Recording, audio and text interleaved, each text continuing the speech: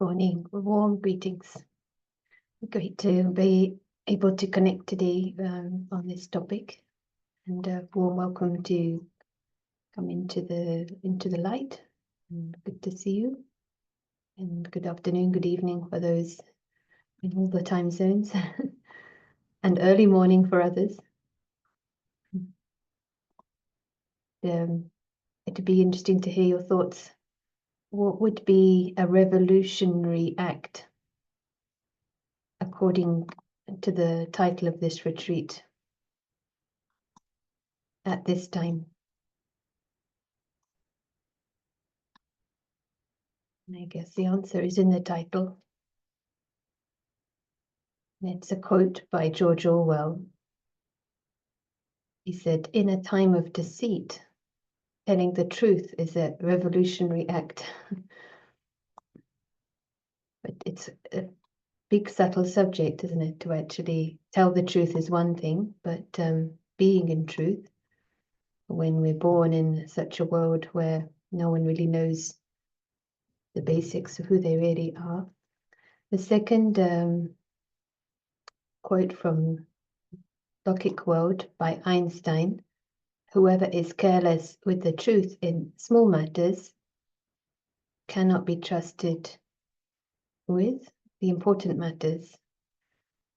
Feels like such a fortune to examine this subject and refine it for ourselves, and to have a philosophy that gives insights into what the small matters are, so we can be aligned with the beautiful truth. So we'll welcome once again, and like to invite Brother Prashant. Good morning. Good morning, and hello, welcome again. Let us create few moments of silence. And for us, the silence is rich.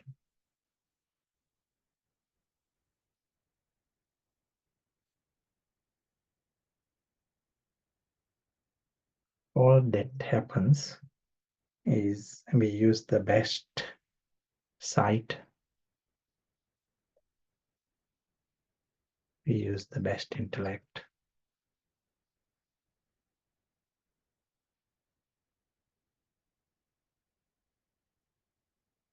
and this time, just for 1 minute,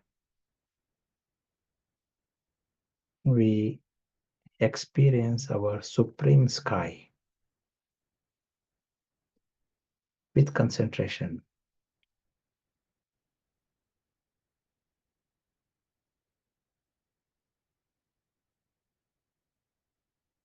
We are in that light and color of the region beyond.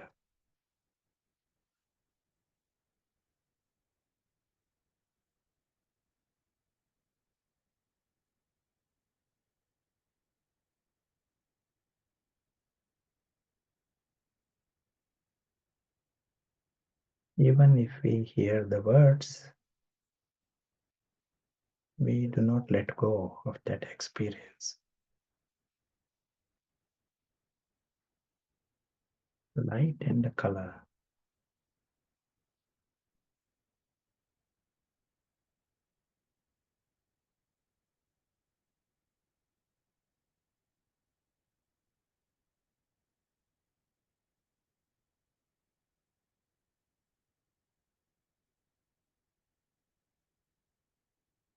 Thank you.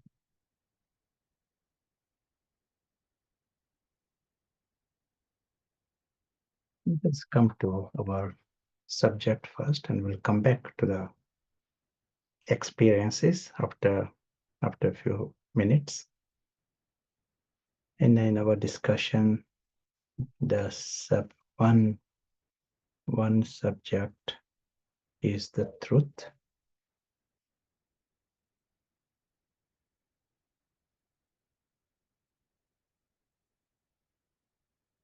In the philosophical discussions on truth, one word is used along with truth is hated by everywhere. what would you say? What would be the reason why truth is hated? Most people don't want to know the truth, but there appears to be the deeper reason why truth is hated. Some kind of a reaction comes to truth. You say that truth hurts, don't you? Truth hurts. But even the bigger philosophical truth is hated. Why?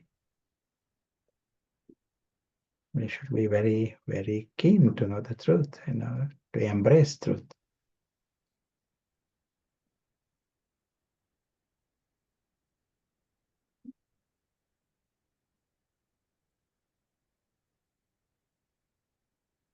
Cannot control others if others have truth. It means they might have to change. Comfortable with what is wrong, even if it's false.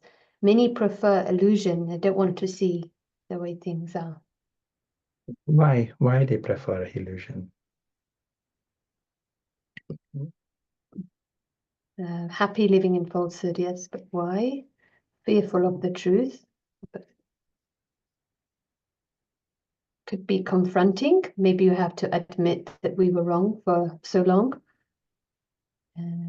Less accountable when we are not in truth. One way to see it is Ravan's existence is in falsehood. If you bring the truth, Ravan dissolves. Just like if you bring light, shadows disappear. Shadows are there if there is less light, no light. Same here. Some other words that are synonymous with the word truth, maybe not exact, but they are synonyms. Authenticity, to get a better feel of that word. Satyata, Satya is truth, and so authenticity, certainty, different words. Now you get a different flavor about this. Correct, exact, perfection. Somehow the perfection is also within. It implies that truth, you will see perfection. In perfection, there is truth. So they see connection between truth and perfection. Right, the word right is synonymous. The whole story, as opposed to part, you see part of the story. It may be truth, but it is not the whole story. Only when you know the whole story, you get the truth. So the aspect of the whole is also an important part of this truth. Veracity, openness. If there is truth, you will be able to see it from all angles. You don't need to hide truth. So that is nice. One philosophical angle to this, beliefs, thoughts, propositions that agree with the facts. If you got a belief that agrees with the fact, then it is likely to be true. You are on the right lines. If the fact is something else and you are having a belief doesn't match with the fact, then you are in a wrong direction. Does it matter if my belief is not in line with the truth? Does it matter? Why should we be worried about truth? Life goes on. Everyone is okay, things go on. Occasionally they fight wars, but I carry on with my belief. Doesn't necessarily mean religious belief. Everyone has got some kind of idea, he has his own belief of some kind, who he is and what is right or wrong, some model, that is a belief. So whether it matches with the fact or not, or does it matter? Why are we discussing about truth?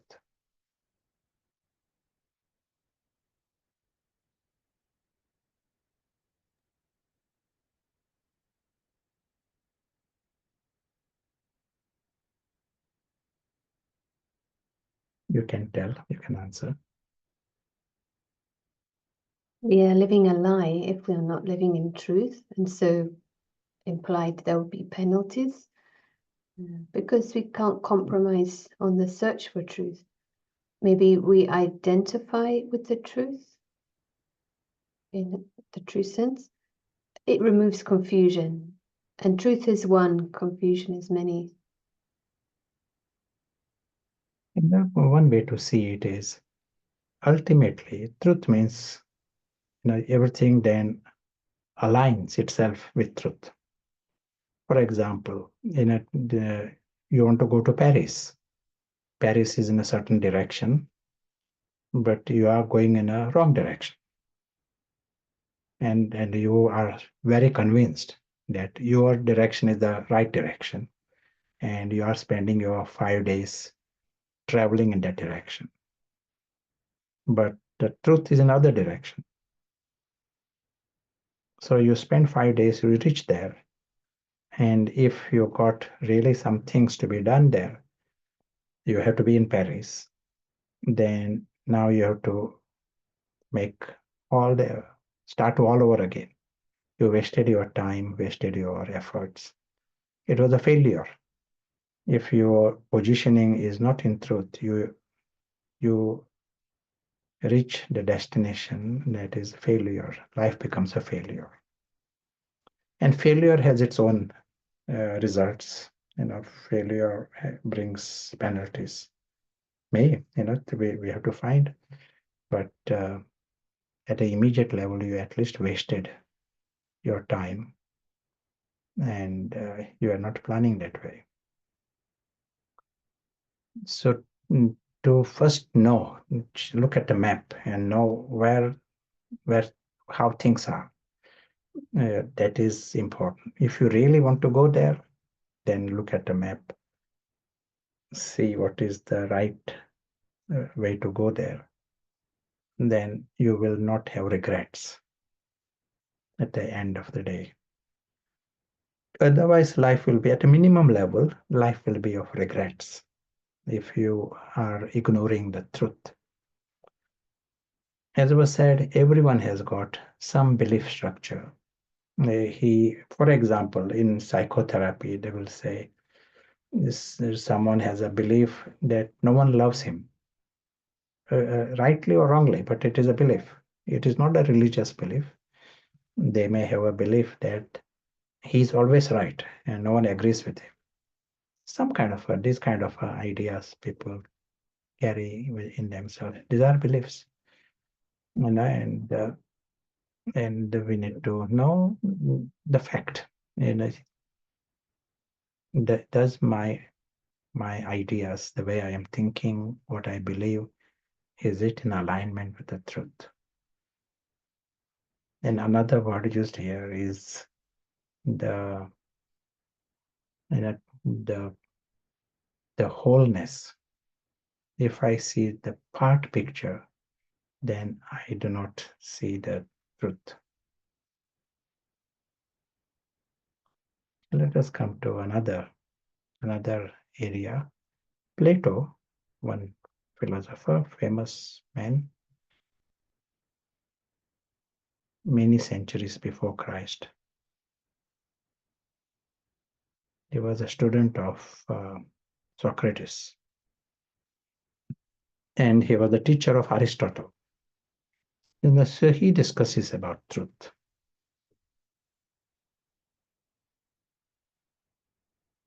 And he says we can know our striving to know the truth. We can do it through my senses.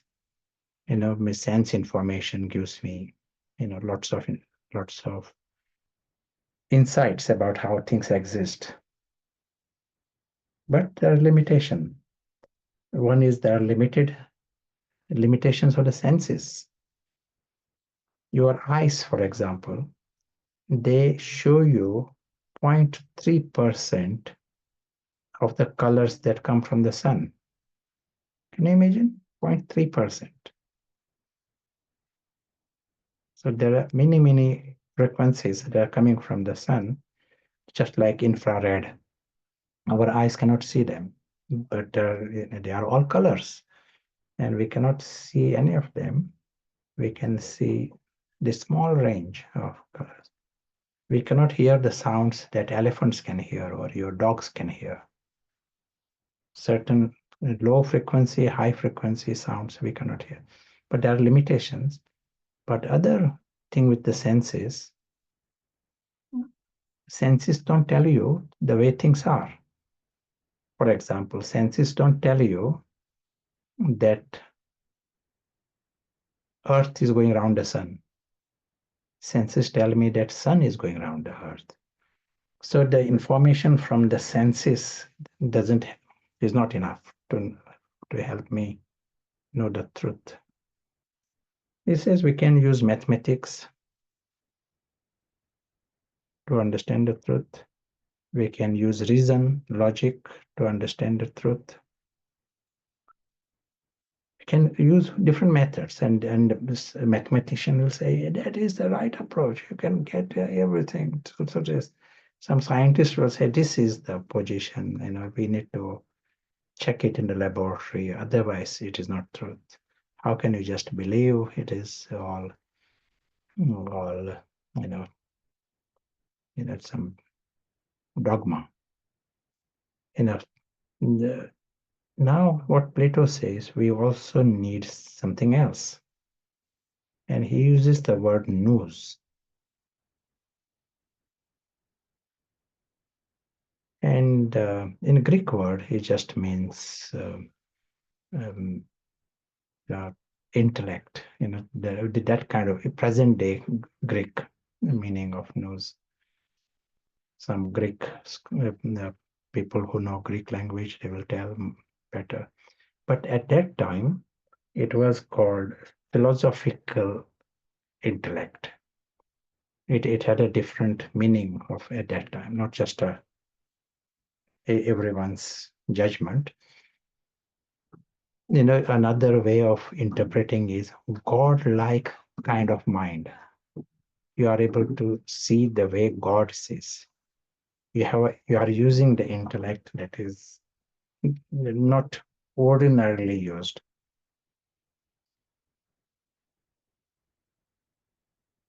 And he says we need that to grasp to see the whole picture, to grasp what is beyond.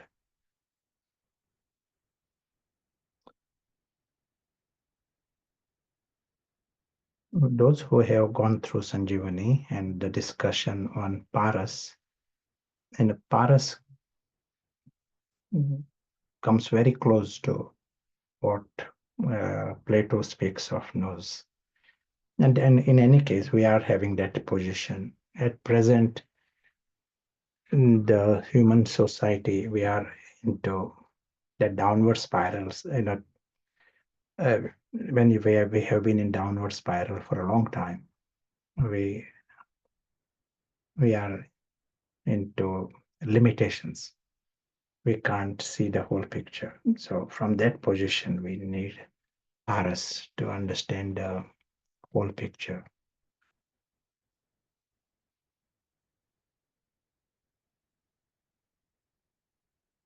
If I was to see with ordinary intellect at present time, what is happening?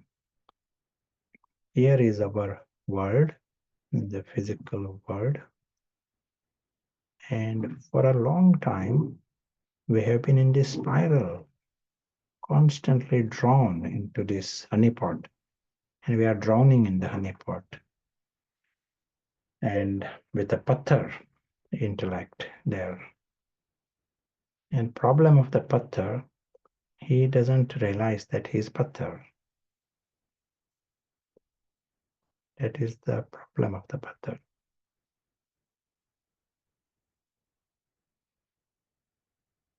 So he is not seeing the full picture, and he thinks he is seeing the full picture. That is the He cannot see the whole elephant. He can only see the tail, and he thinks he knows the elephant. That exactly is the problem of the patthar.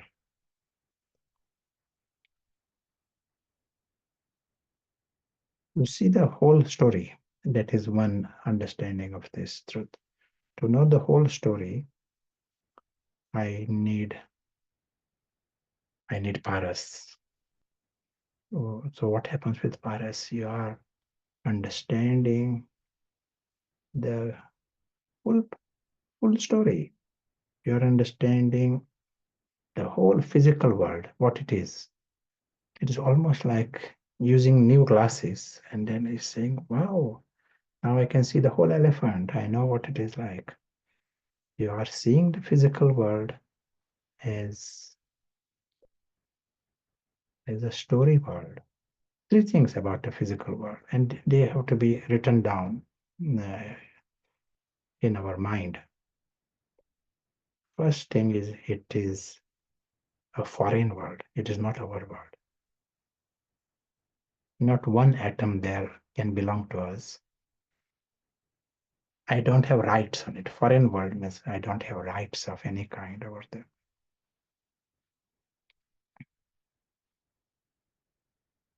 It is a story world, fictional world, and it's a entertainment, and and naturally, if it is a story world, it means every episode has an end. It is a temporary world.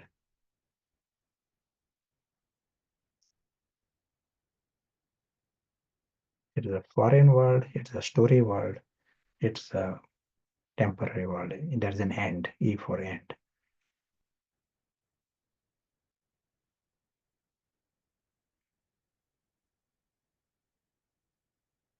One who is you seeing the big map, he understands this, and then your game changes completely. Your attitudes over there are very, very different attitudes compared to one who approaches it with patthar. Patthar is just opposite. He thinks this is everything for him, and this is my, and he doesn't see it as a story, and he's bothered. Things are changing and things are disappearing. He is having death. He complains about why there is a death. He cries, complains to God also.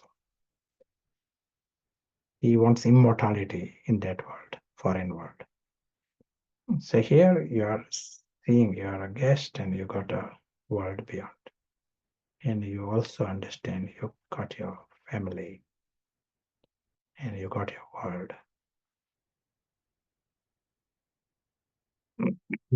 You are in the direction of truth. One other, in the way Plato describes, I will read it for you in a Plato's description of truth. Not, the truth will not be in sensory experiences, but rather in a realm of perfection, unchanging forms, unchanging ideas. The ideas, he uses that term with a different meaning. He says everything in the world is ideas. And a pen is idea, and table is an idea. It is with that. So unchanging. So for him, that if you want to say something is truth, it has to be unchanging. So for us, one who is paras, he understands that dimension is changeless, endless, timeless. Well, it is like if you want to see that, it is you are seeing the the place, you are seeing the home, and now you are seeing it the right way up, and then you are seeing the story as a story. You are and for us, the it is a practical, we can get on with the practical model of truth.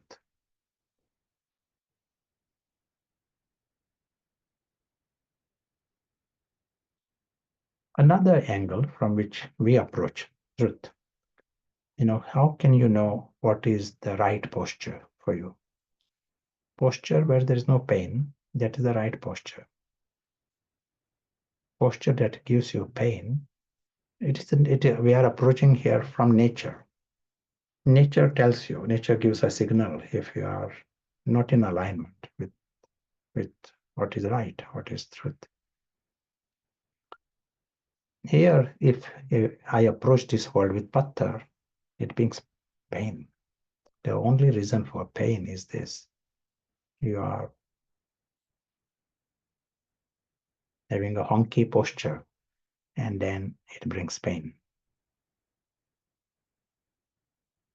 The moment he sees the world the right way up, and then he discovers there is no pain. There's nothing to complain.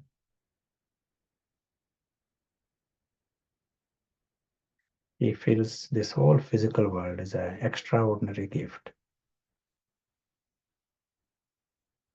Every moment of this is great. His home is great, and everyone is great. So this helps us to come to our experience, and let us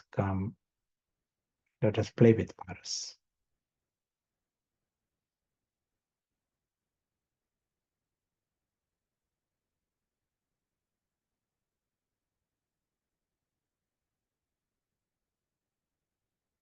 Nice for us to know everyone has got Paras. We just need to use it. Just before we come, and Sarah, I want to add anything or anything to ask?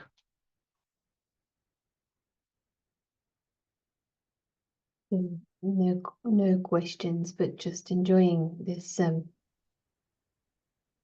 the resistance that can be observed by ego about the truth, and they call it the cold hard truth, to burst someone's bubble.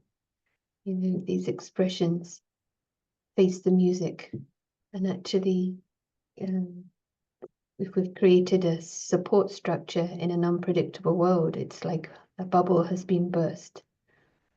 But that the only reason for pain is falsehood.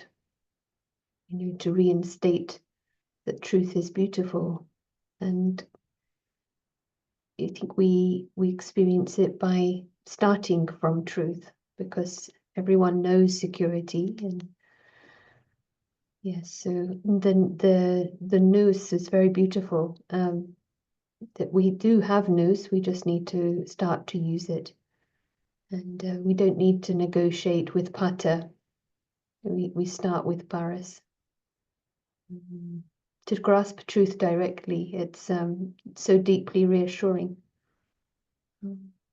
Now, one quick comment here: isn't the truth? Doesn't everyone see it differently? The perception of everyone is different. Yes, that is the way the world is, and they all see it differently. But as was said, is it in alignment with fact? That is the question. I can create my bubble and say this is my truth, sure, but is it in line with the fact? And if the fact is something different, then there will be regret. We gave the example, I want to go to Paris, but I'm going towards Cardiff. So, we will not reach the destination. So in life, if my positioning is different, then sooner or later we have to face the truth. Everything else collapses. I have to deal with the truth, and I am in a wrong place at that time. Minimum there will be regret, waste of time, waste of your life also. But a spiritual model says it brings pain. Penalties come. Just as at a physical level, if I'm in a wrong posture, there is pain. The whole machinery of misfortune and sorrows exist because of this being away from truth. They all like to say my truth, or we said here, Ravan is, lives in that darkness. He wants the atmosphere of falsehood. He wants Patthar atmosphere. Then he can really flourish. Ravan flourishes.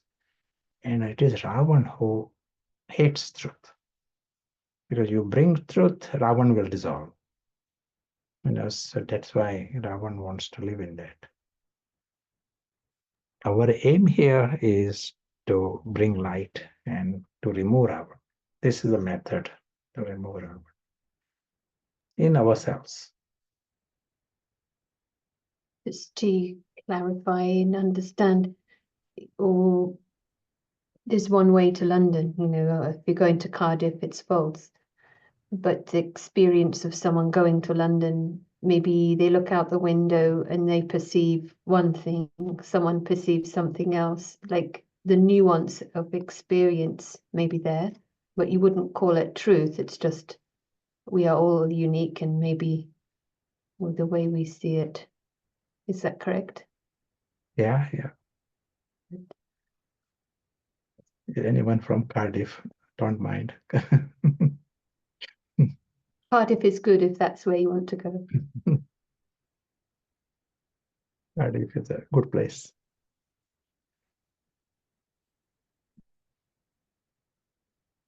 Let us experiment with paras and glimpses of this right posture. And as was said, we will know if the right posture, we will discover Sabhyata. We'll discuss on Sabhyata. But one word to describe it is civilized state of mind. That definitely there is no pain in that state.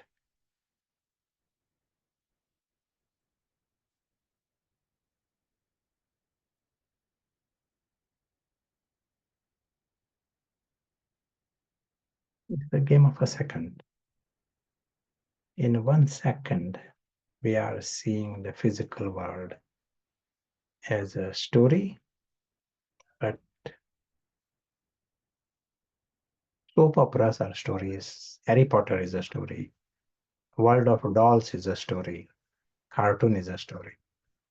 We are saying story. It can be. We can see it as a.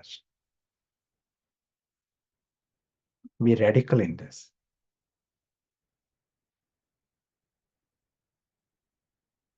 But it is not our world. And right now, this gathering, it is also happening in that story world. Ashanti is within that story. And with the paras, we are able to see the world beyond.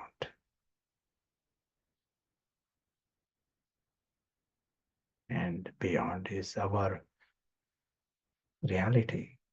Here is the expanse. This is our home, our world. We belong here. True family is here. They are different. If the story is made of plastic, the world beyond doesn't need to be made of plastic. The dolls can be plastic, can be cardboard. Not the rest of the universe is made of the same stuff. So the world beyond is different. Human bodies and the senses of these bodies are made for that plastic world. It is not made for the entire universe. as was said before, it is not even having access even to that plastic world. There are limitations. But we are understanding the world beyond is different. We are using the word alaukic, just means unearthly.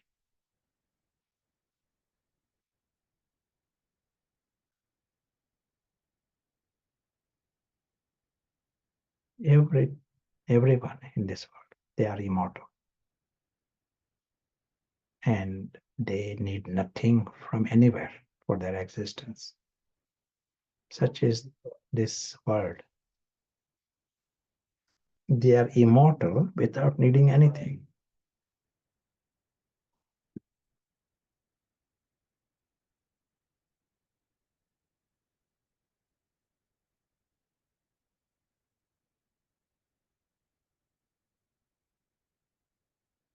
One is they are immortal, and other is they cannot be harmed, even the slightest. Nothing in the three words can harm them, even the slightest.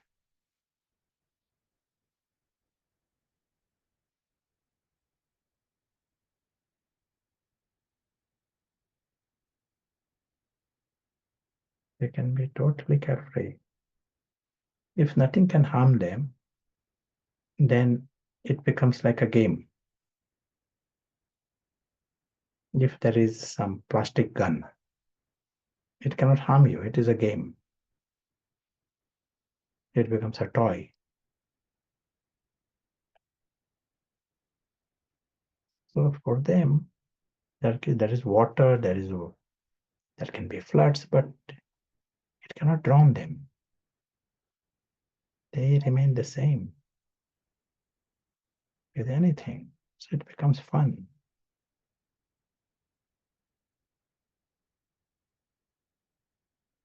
And everyone are players. They are there to play with you. They are not there to harm you. Their attitude is of complete innocence, full happiness, full contentment. Nothing inauspicious in them. Such is the game. The moment you realize you are immortal, you are safe, you are secure. You exist. Natural state is divine. Everyone in this world is like this. Auspicious, happy, lovely, childlike,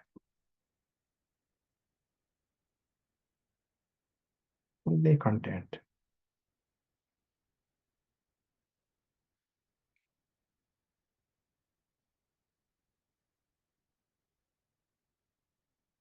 They themselves are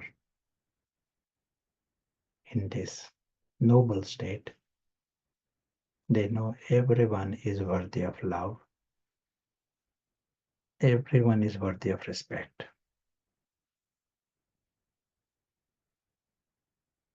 If there are no desires, zero desires, zero sorrows.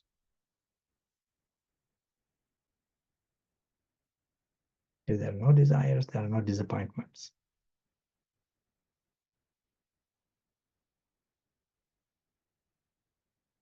Zero ego. Ego is all from the story. If they are so free from the story,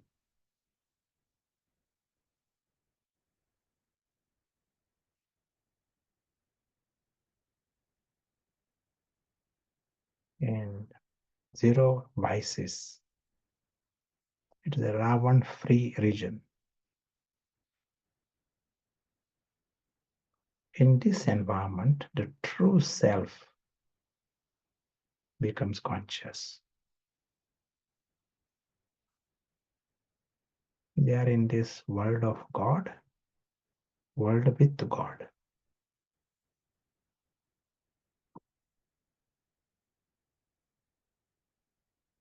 One is it is the world of happiness and world of perfection, world that is complete, everything, you lack nothing.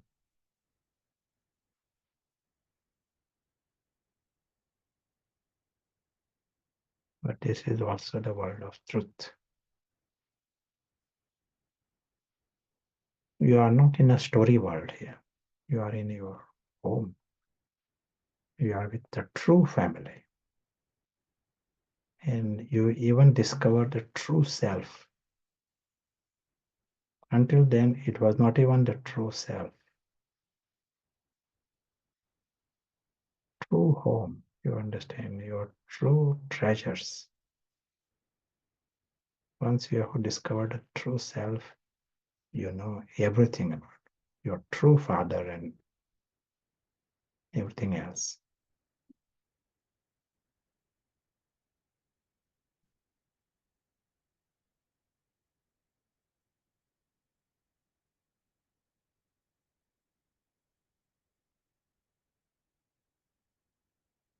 As he continues with his journey, comes in the story world, whether he's in the sky or whether he's on earth, he remains awake to the immensely beautiful truth. He comes in the physical world as a as an invisible traveler.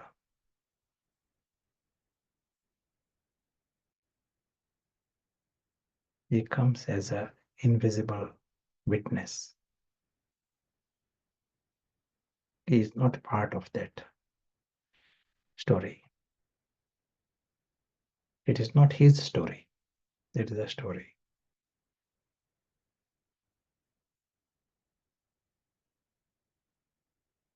His big success is not to confuse and lose that truth. That is his success. If he mixes with the Pattar intellect, then he will mix with his life with the story also.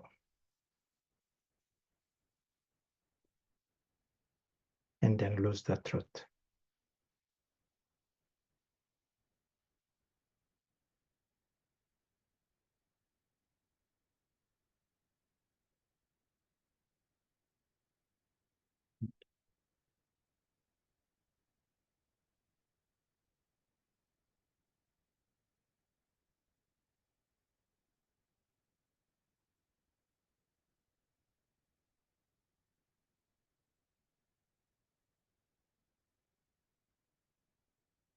When the invisible traveler comes in the story world, he understands this story world. He says, yes, I am the invisible traveler. He's the invisible witness. And he is observing the story. All this can be spoken by ego also. Ego can also give a commentary. Yeah. Ego-based effort is the big thing we have to check. Ravan wants to survive and ego wants to survive. So he knows that he just need to give commentaries. And my Baba and my God, you just need to give commentaries and he can survive. So how do you know at any moment if it is ego-based or if it is soul-based? In this moment, what I said for next minute, for yourselves, how can you know if the soul-based you are seeing this world or is it ego-based? Is there some litmus test for you? Otherwise, commentary can go on for long, can release more commentaries.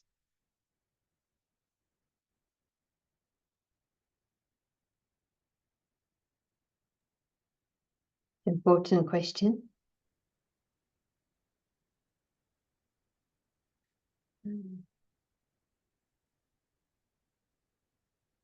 And possibly requires. So one response is the way we feel, maybe a sign, like genuine feeling of peace. It's ego commentary, there won't be peace. When we said litmus test, it is like clear. Is it yes or no? We need that kind of something that should help us that way. And then you can more clearly move away from what is wrong. In that sense, maybe clear separation experienced while we're so conscious, like really feeling you're not the role.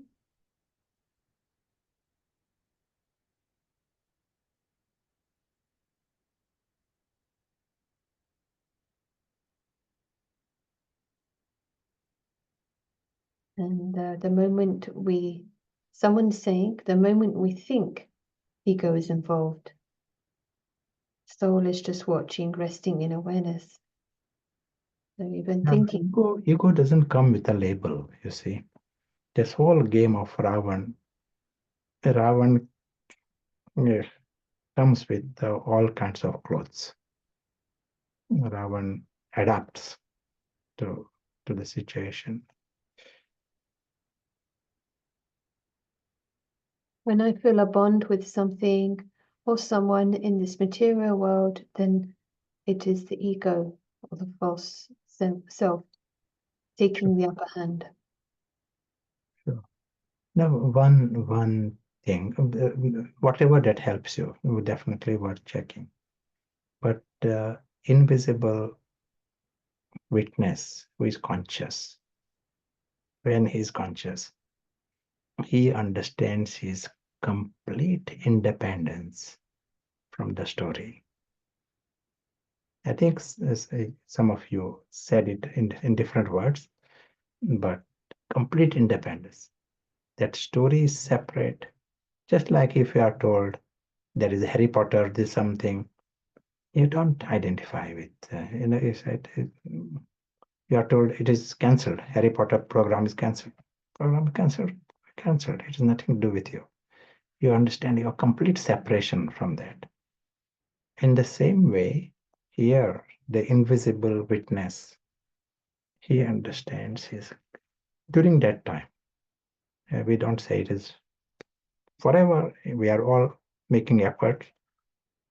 We have to check that we are, at least even for 1 minute, it is right. It is in the truth. So during this minute, the invisible witness, he understands the story is separate. Prashant is talking within that story.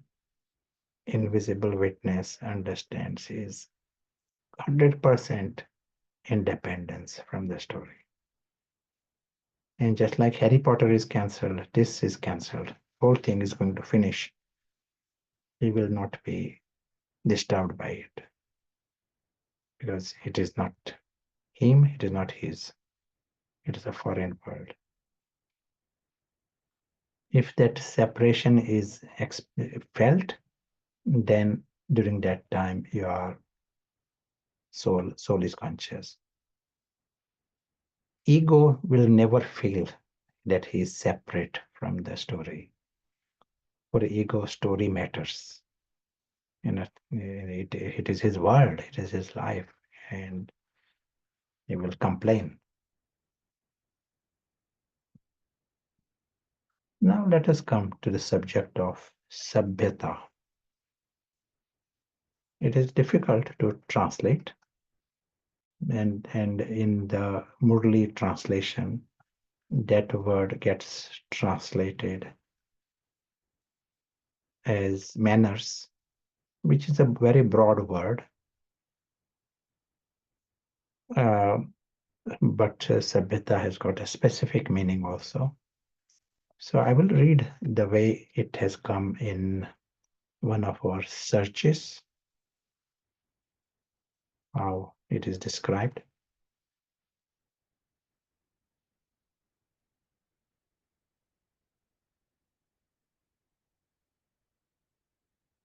civilized or cultured.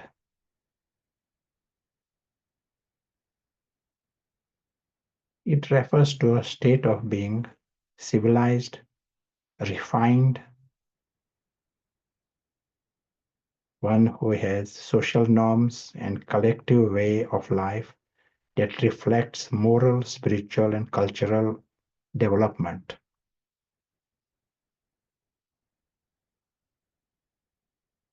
In spiritual context, Sabhyata can also hint at inner refinement or elevated human conduct.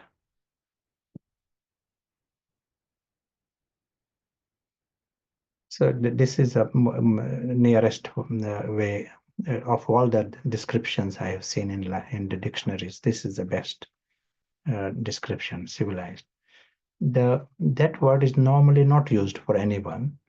We translated it as greatness, and at the same time there is humility. For an example, he may have done something, and because of his action, maybe half the population is helped.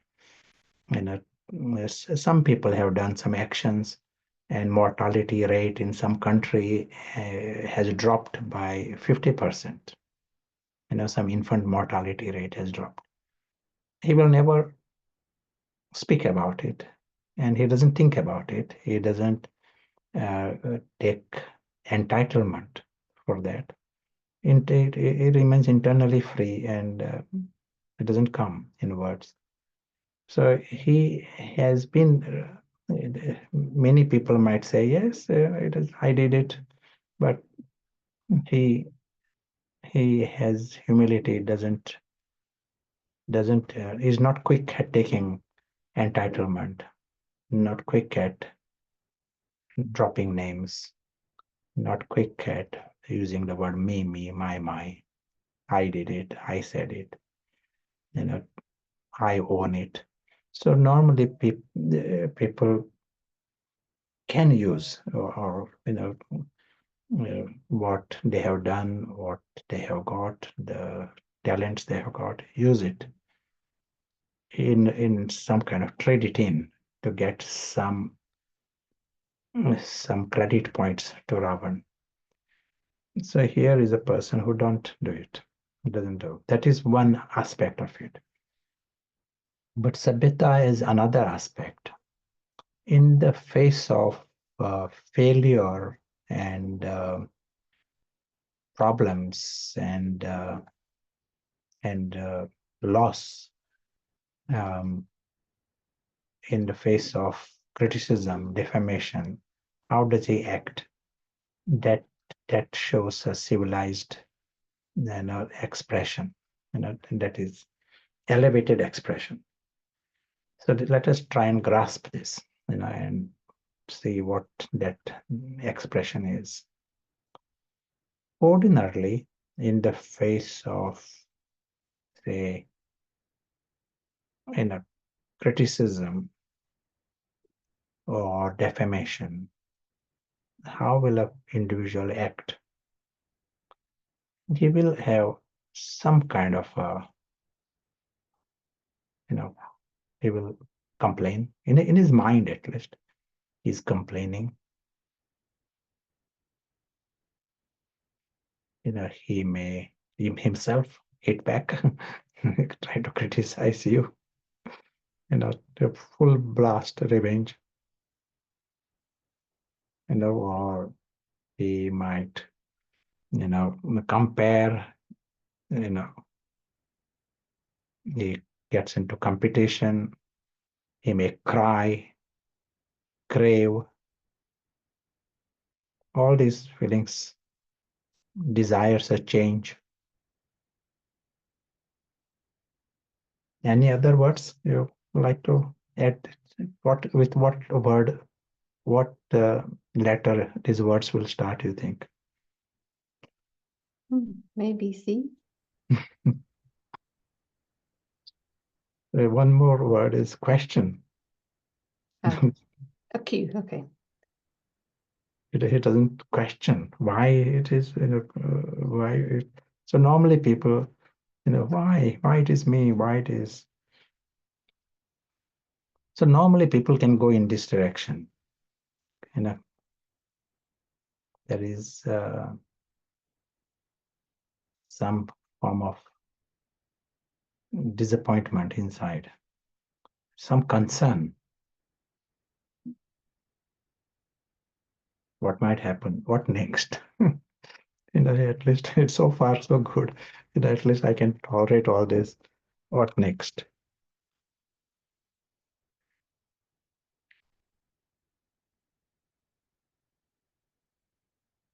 To be free from all this under provocation, that is a Sabhyata. Free in the mind. There are many people who may not say anything, but they can be bubbling inside. Everything is, boiling inside. Here, inside and outside, there is no reaction of this kind. How is that possible? We are talking about loss and you know you are blamed and you are defamed, and if you let it happen, there may be death also. And all along, you are free from complaint, free from criticism, free from comparing and competing. Nothing to cry, nothing to crave for.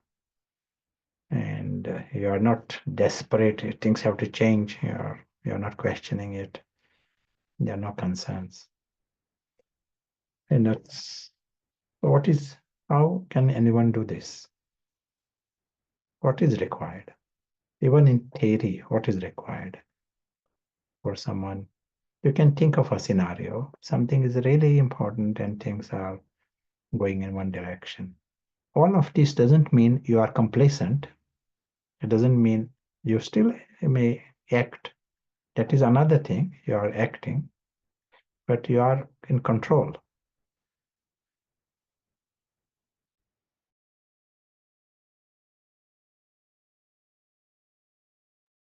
The question is, what is required? That's right, yes. Clarity, maybe. Okay, clarity. With clarity, what happens? What kind of clarity do I need?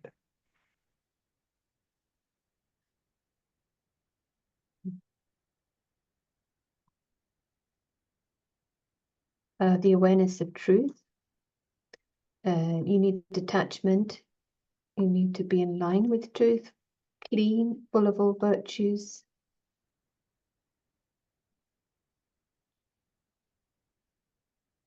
You just need to be clear because it's not the real world. You know the truth independent of the story. You're not mixing. That is very good. Yes, the answer is there. We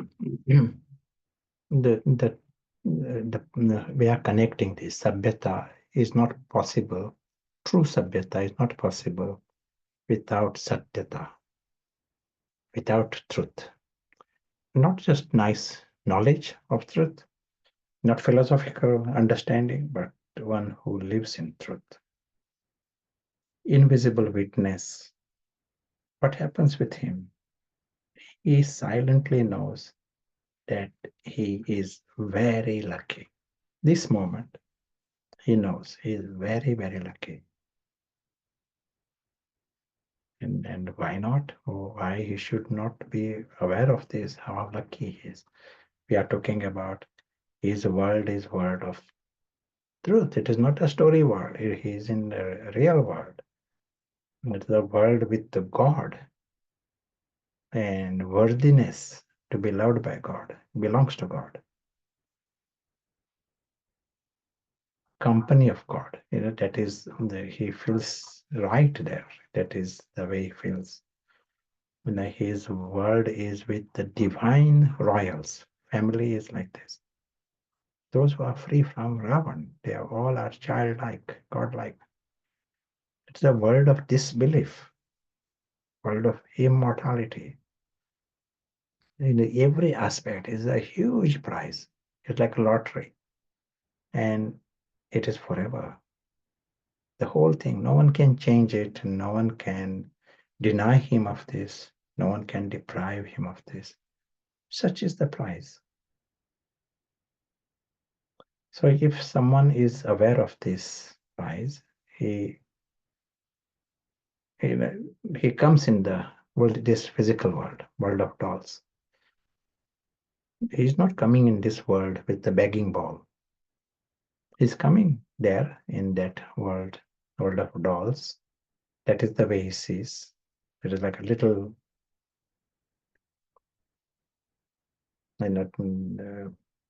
tiny dolls, Lilliputs, the world of Lilliputs, and quite happy to be entertained by this world of dolls. It needs a severe confusion to go into that world of dolls and mix his life with the dolls and complain. It needs a severe confusion. He stays in that invisible observer state. If he is able to do that, then he is amused by everything that is going on. He says, that is great. What is happening? He knows that he can never be deprived of anything. He can never be deceived. He can never be denied. His world is non-negotiable. His prize is non-negotiable. It is forever. As long as he's conscious, he understands this. And that's why the natural reaction is free from Ravan feelings. All of those, what you saw, they are Ravan-based feelings. And that list contains just a feeling, maybe 1% feeling of complaint. And then it is not Sabhyata. Sabhyata is 0%. 1% feeling of criticism, which means if you are watching the world of dolls, will you be going around with feeling of complaint? You are amused by what is happening. You know that no one dies there and no one is born there in that world. The real family, real life is beyond. And the reactions, when you are not going in this direction, you don't lose your love for everyone else. You don't lose your happiness. You don't lose your contentment. You don't lose your peace. You don't lose your sense, your orientation. You're not lost. You are holding on to that reality. And that's why that is what will reflect. There is criticism. It appears like there is a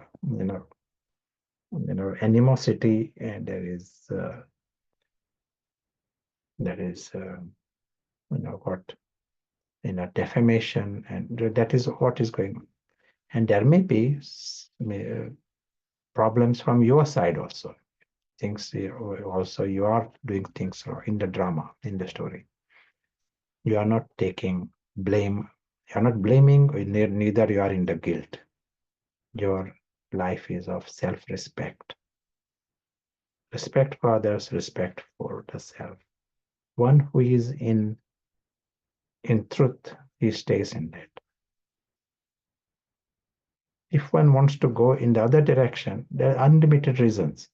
Once you cross the line, you will be both in the blame also and in the guilt department also. Here, you neither want others to feel guilty nor you want to blame others. You want to help others discover how lucky they are. Out of love, you want them also to discover their truth. And authentic, this is coming from the heart. And it is possible from the heart because you are safe. You are beyond harm. If you mix, then you feel you yourselves are not safe. And then it won't be authentic. You may do it as a commandment, and your sort of dramatics will be okay, but it won't be authentic.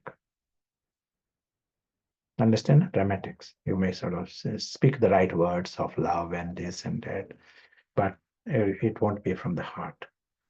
But if you are conscious, if the invisible witness is conscious and he's not mixing, during those minutes, you will discover that you're authentic. You genuinely want others to discover that truth. You want them to be uplifted. They may be throwing stones. That is what is happening in the story. But that is the story, that's the part. You are aware of something more than that.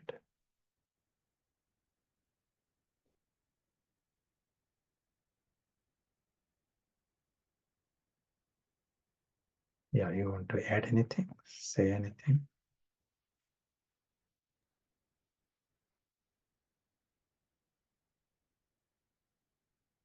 It feels like it will be like an art, not that it's meant that way, but the seed of security of the soul who is in this space, it will be like in truth but graceful. Like it won't have the edge of trying to teach or dismiss, or it will be sometimes maybe humor, or it will just redirect the attention of everyone to the greatness indirectly or directly. So yeah, the feeling of such a useful reference point to try to grasp under all provocation situations.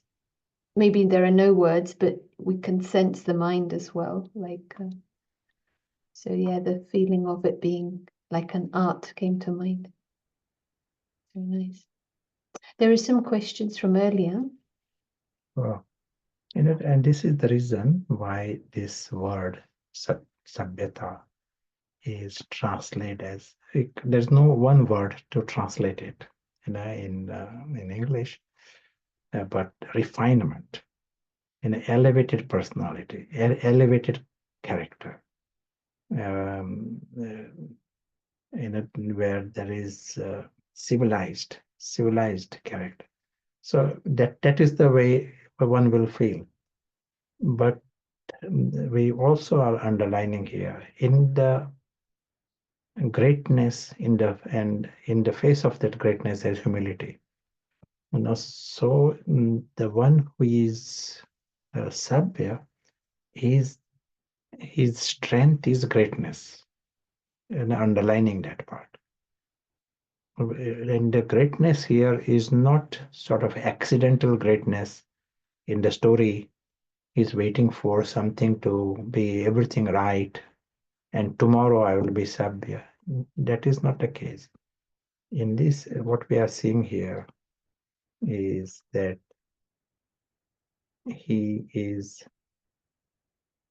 that greatness already exists.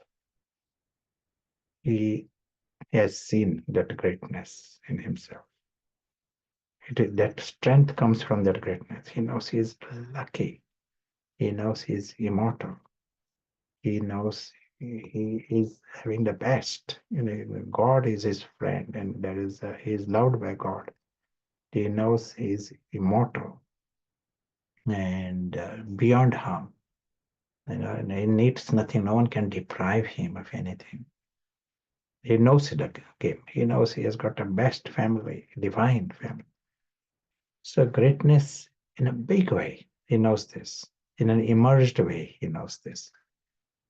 And that greatness helps him to deal with the world, with whatever that comes from that power.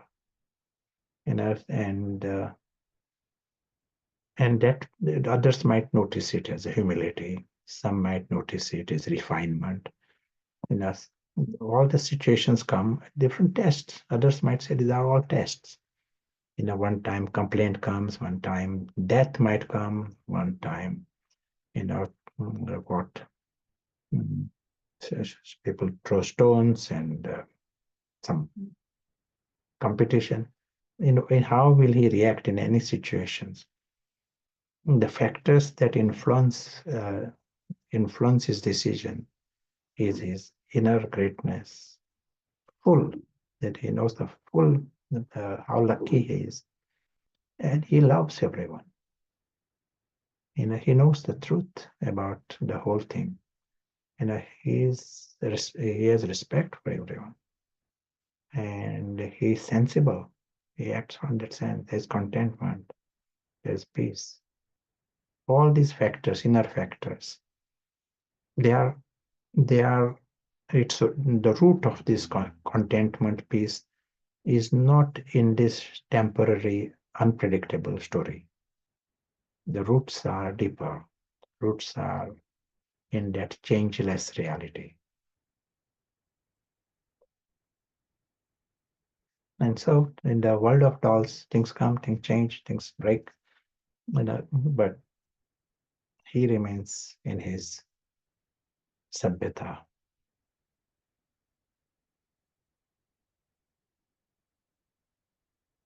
Yeah, the questions, very happy.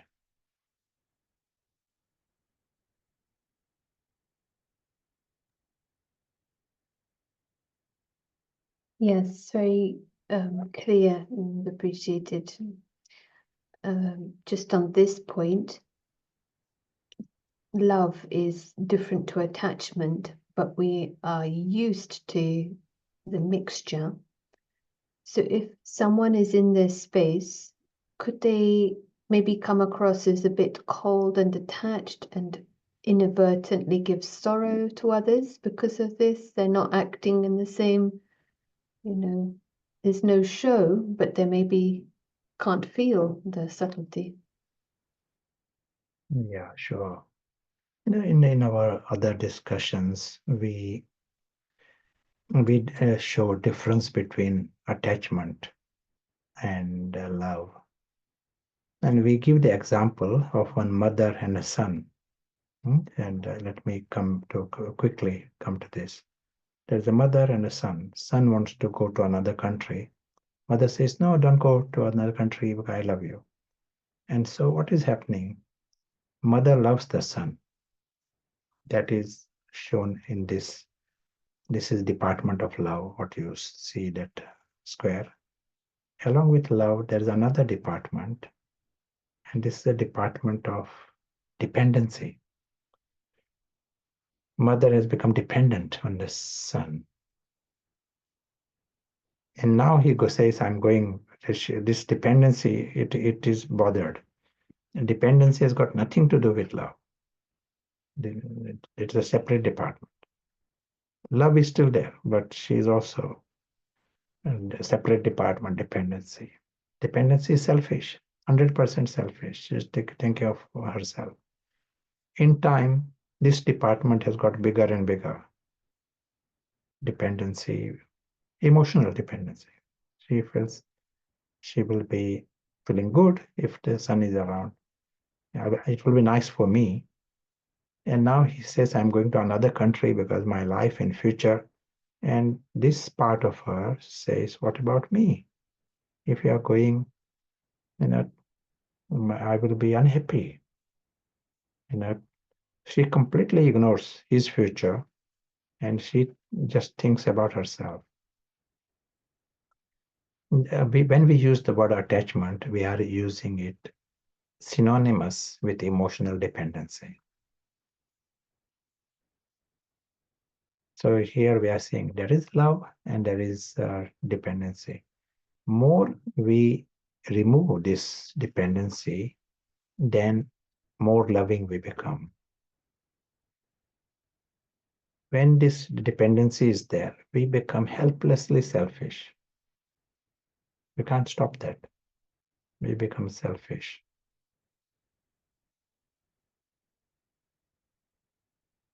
Helplessly, because we ourselves are insecure in some way. And then we can be creative. We sort of manipulate, we speak some certain things, but bottom line is we ourselves are in a funny space, so removing this dependency will be good for us and good for others also, because that whole origin of this dependency is ignorance. I hope that is clear. We discussed it in earlier sessions, but quick reference. Nice to come back to this. A bit earlier, you were talking about what is the litmus test? How do we know in the topic of truth whether it's really the commentary of the awake soul or mixture, ego? Could you give an example of someone's thinking, their effort making from an ego versus soul conscious perspective, because it's the ego-based effort versus soul-based, but maybe an example? Yeah, sure. And we need to observe this in ourselves. We will have both of these at different times. So when we are in the ego-free perspective, invisible witness is conscious, and he is understanding his world is that alaukic world. That is his world. In a very clear, emerged way. That world of dolls is not his world. And he is conscious to this. Alaukic world is not just a nice meditation experience. He wakes up to know that is his everything. That is where his father is. That is where he is. He as a being of light, that is normal for him. Invisible presence, that is normal for him. And right now, Prashant is talking, that is separate, happening in that story world. It is happening in that world of dolls. Talking about God, God, God, but that is still in the story.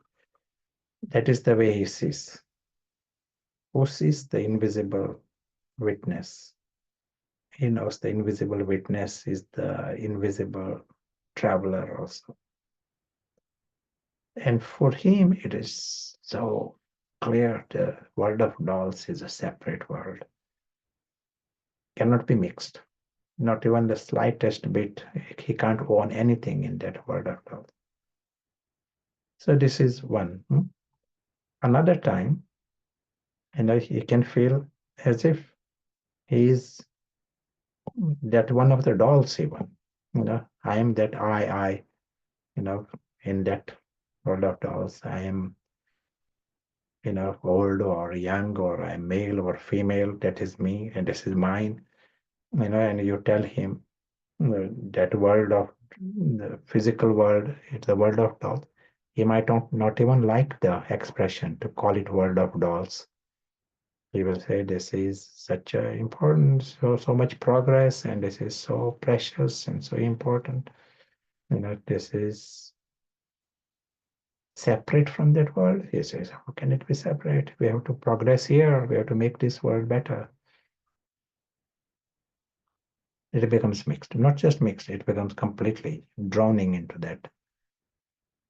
That then it is fully ego-based. But here we are saying, even if 1% mixture, it stops the experience. If you want full experience, it has to be full separation. Maybe for 1 minute, maybe for 5 minutes, but see the complete independence. We said for the truth, it has to be not mixed. If we want truth, get the truth clearly. There is no real reason for mixing it. It is only Ravan who wants to mix it. Within that, I've found it very helpful just to check with the self, where is the happiness coming from? Like, then, the feelings, the gravity, the passions, emotions, and eager enterprise. Yeah. And if it's mixed, then you can't maintain your honor in the face of the unpredictable situations. But yes, it's great to someone following up, Danielle. If someone is going to meditate for an hour, soul conscious commentary, I'm so happy to spend time with my father at home. Ego commentary would be what? And most of the time in our ordinary life is very much ego-based. And as was said, ego doesn't come with a label, ego. But that world of the story world has become important. And that has become mine, and that becomes I. And you just ask, is this a separate word? And your inner answer will be no, it is not a separate word. When it is soul based, you start from the sky. That helps. Start the invisible witness wakes up. He wakes up in the sky, starts from the sky. Then it is really clean. He starts by understanding that that is a story world, it is separate world. And it is his choice how much he mixes it. But he starts clean.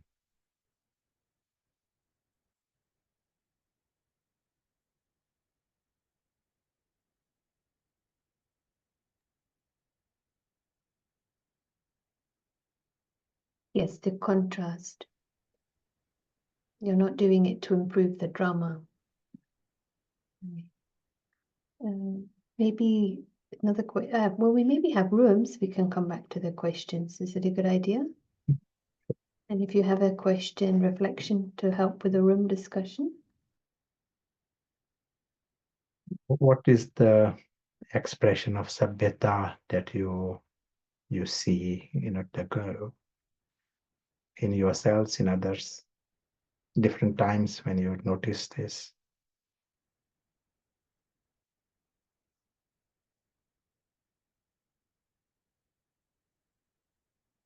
How to grasp that personality of Sabhya.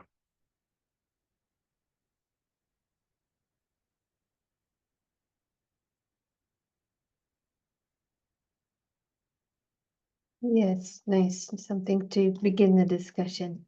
I've just hopefully captured that, put it in the chat. So we'll be others opening up the room, and as always, just giving chance for all to share. If you're coordinating, it's more getting others to share first. Enjoy the Sabya rooms, and we'll be meeting back just over 10 minutes. Thank you.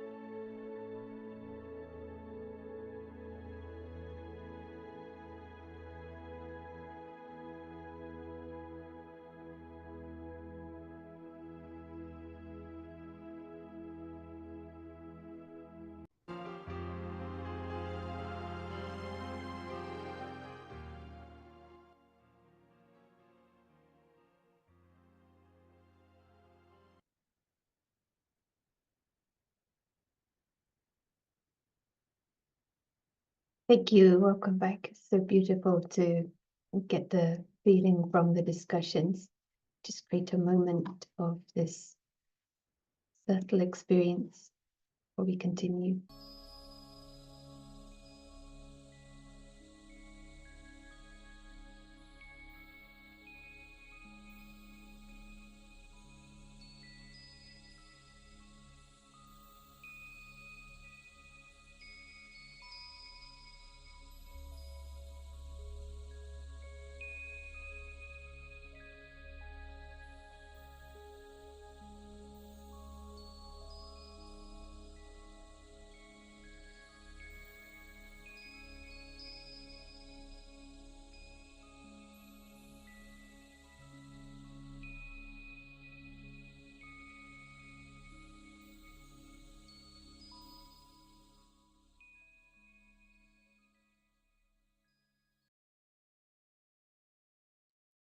Thank you.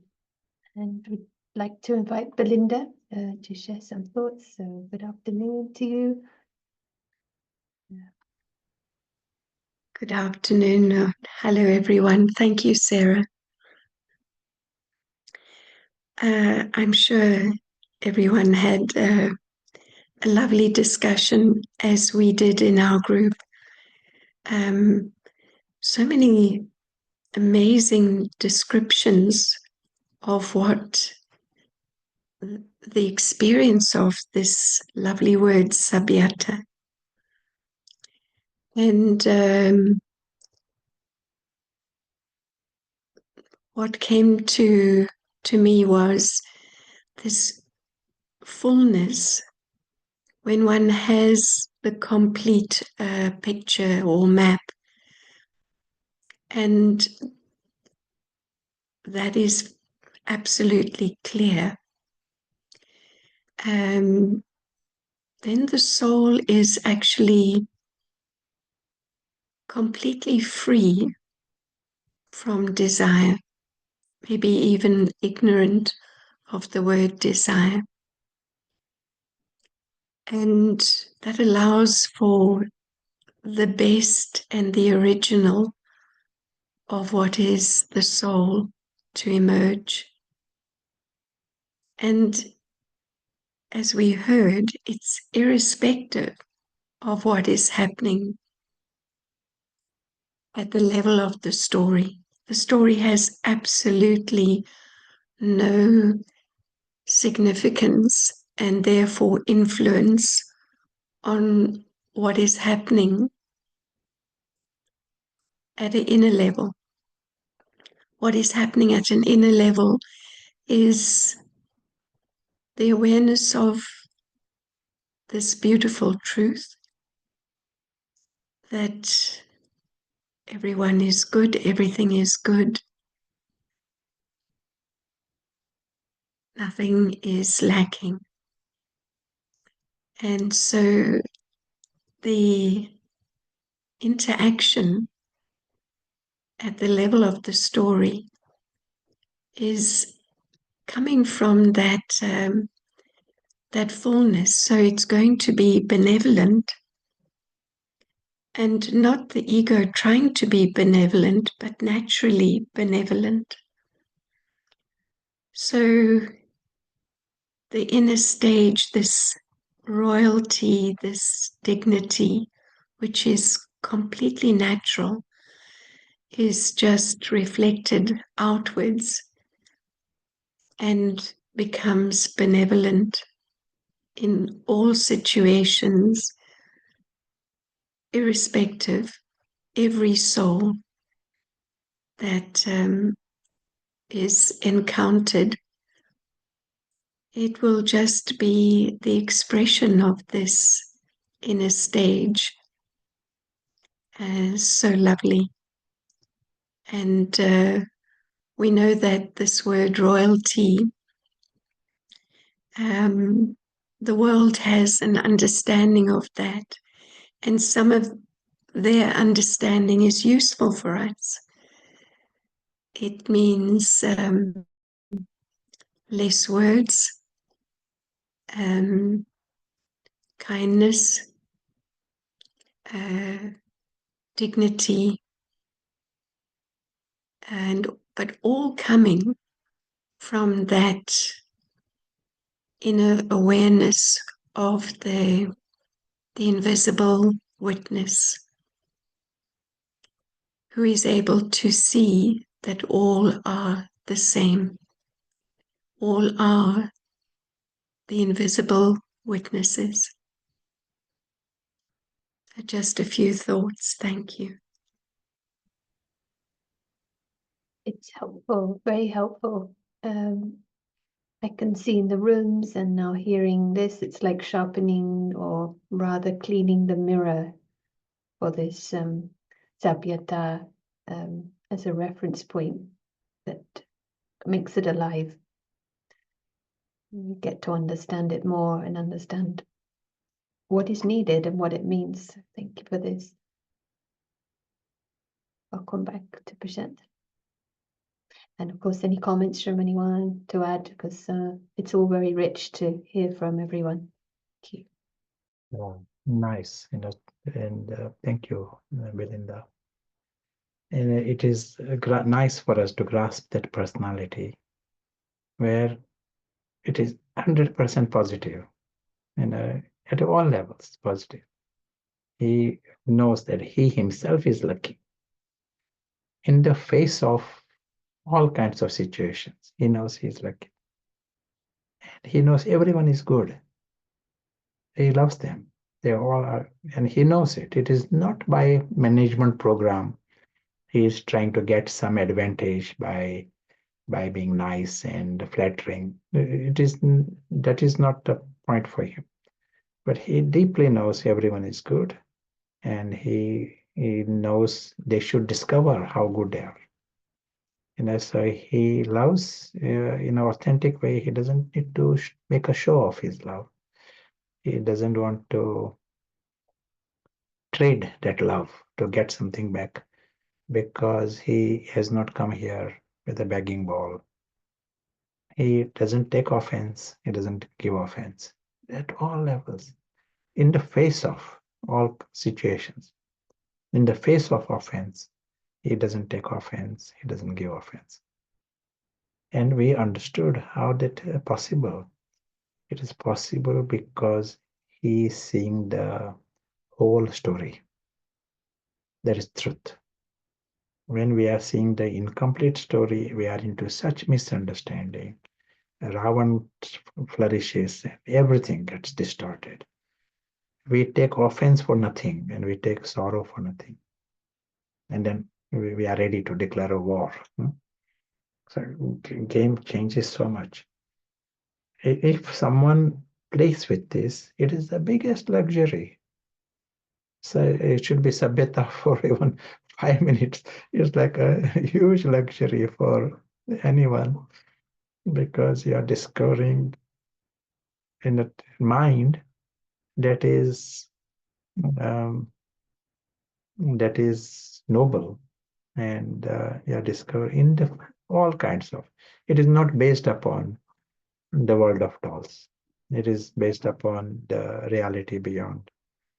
But another beautiful aspect of it is every second you are just experiencing that alaukic reality.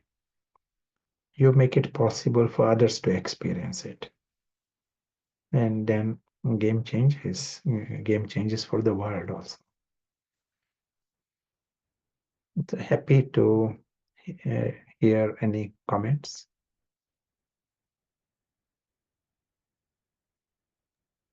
Thank you. This is more of a question about what is actually happening when we become detached.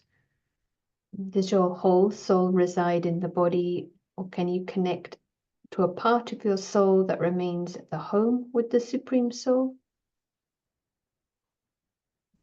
Yeah. And Paris perspective, you start clean. So let us see the Paris perspective.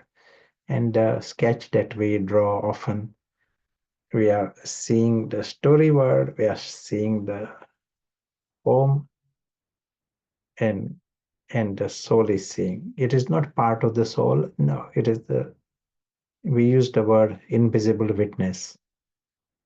He is conscious and he's seeing, he's seeing very straightforward, just as you may be watching any other story, any other theater.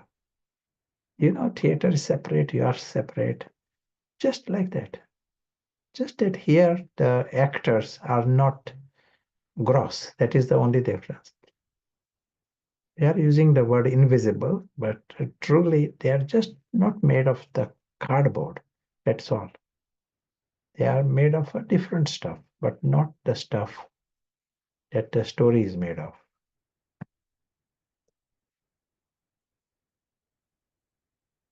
We will get chance also today, tomorrow to come into experiences. And we're all sharpening that intellect to experience. It's like an instrument we have, but we need to train and refine it. On the same vein, this complete separation from the story includes, and they've put the word BK Mickey Mouse, also the one that's making effort. The whole thing, yeah. The role that is all part of the story. Story is story, and you may be playing a part in that story. So if you are using the image of the cartoon, yes, you are playing the part within that cartoon. Prashant is within that cartoon character, along with Big Mickey Mouse is Mickey Prashant. You are seeing that is in the story. At the same time, the invisible witness is seeing it from beyond.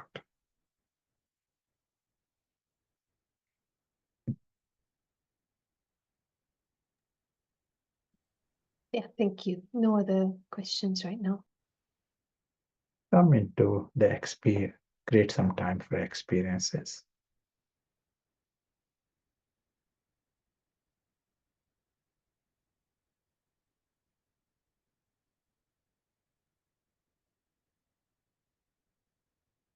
We understand the big part played by the intellect. And one intellect, that world of the dolls, that can become the whole thing. And the details and petty things become big things. And it is in the mind, and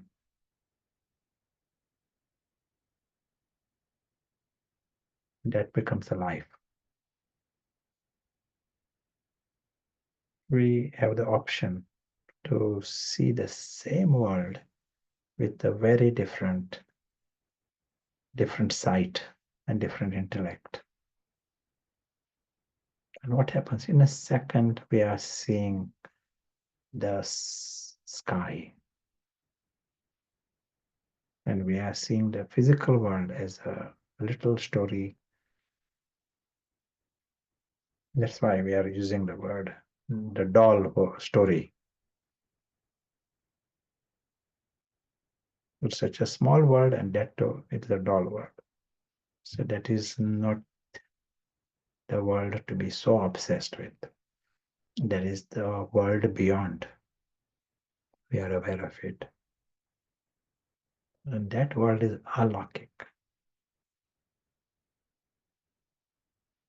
In this world is the true family.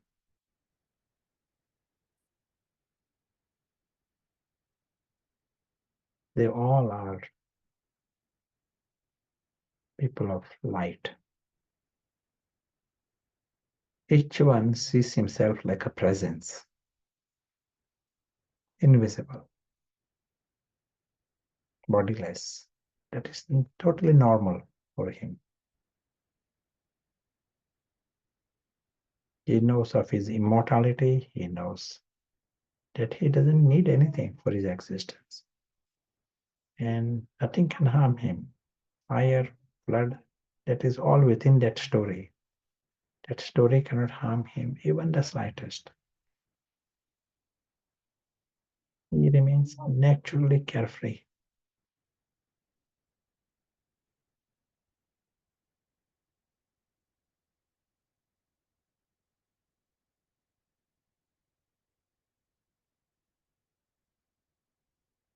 He remains 100% carefree, secure. And that natural state is positive state for everyone. When there is nothing to worry about and he needs nothing, what remains is that 100% content, 100% happiness.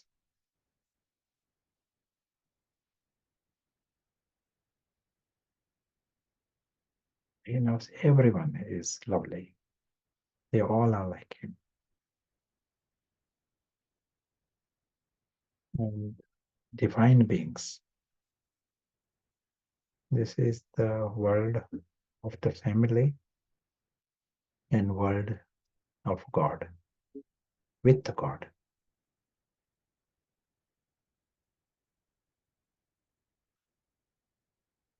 All are invisible, all are immortal, all noble. This environment totally favors the self. That's why the invisible witness is the invisible angel. He becomes conscious in this environment.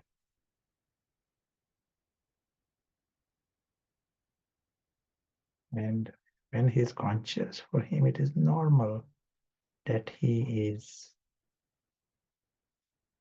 immortal. It becomes obvious that he is from that supreme sky. He understands his complete separation from that world of dolls. That story is separate. And many things happen in that story that is separate.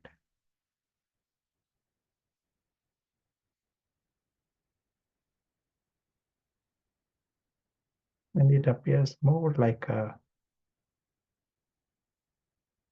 game. When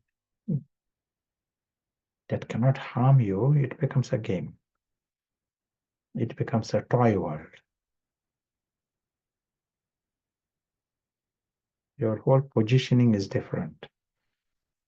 If a victim approaches this world, he will have many things to complain about. But now the angel is approaching that world. Everything is amusing. Whatever happens there is fun. So he appreciates. He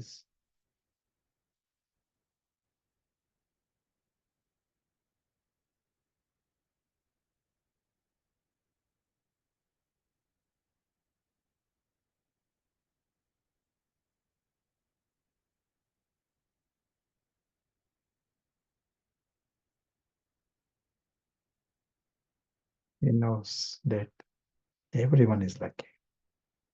His invisible brothers, whether in the sky or on earth, they all are lucky. They just need to see how lucky they are.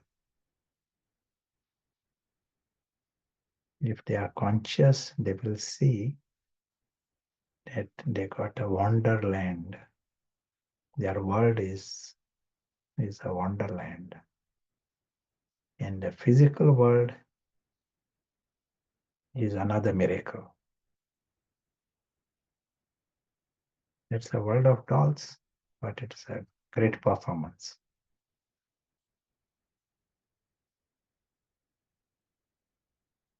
But it is a foreign world and it is a temporary world. Invisible witness who is conscious, he remains in truth. he remains Sabhya.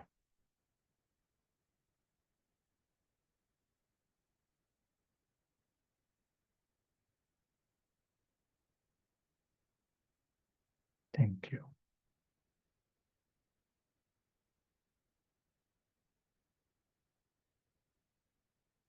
We discussed Sabhyata. Sabhyata is the expression, it is the result. The silent homework for us is the truth. Homework is to experience that fullness, experience that greatness. It is already there. We just need to experience our immortality. One is to know it, but the experience takes it further. It is a bit like seeing the food and eating and digesting the food. Then it becomes blood. Something similar. Here we know the truth, but every minute we experience it, you imbibe it. It becomes your reality.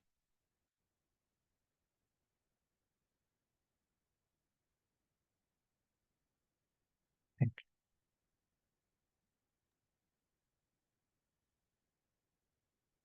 you. Thank you. It's like coming to this subject in different angles, because it is in one sense straightforward, but in another sense there's a force to take us out of truth.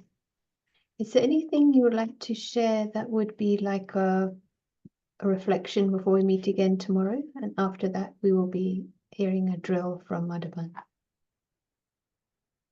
Yeah, it is nice for us to reflect on both these words, such important words for our life. Truth, what is this bigger truth that the whole picture is a nice, whole story is nice. And trying to understand this, why should we see just a tail of the elephant when we have the option to see the whole elephant? So that is truth, and it has repercussions. If I see the whole elephant, I see the beauty, I see the richness. And same thing happens here. When I see the truth, you see richness and perfection. And that has a cascade of reactions until the world also becomes beautiful. Sabhyata doesn't stay with you. It creates a world where everyone is Sabhya. The word for golden age is land of truth, so it has to be because the truth is beautiful.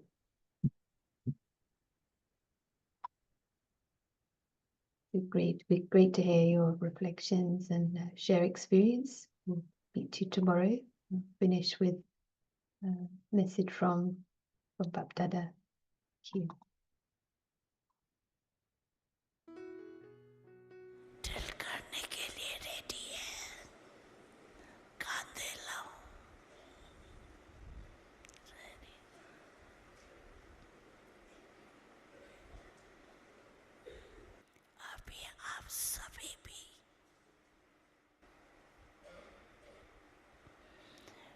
बेफिक्र बादशाह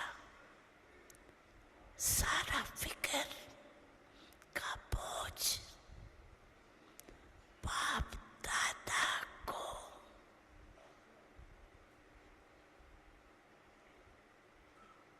अर्पण कर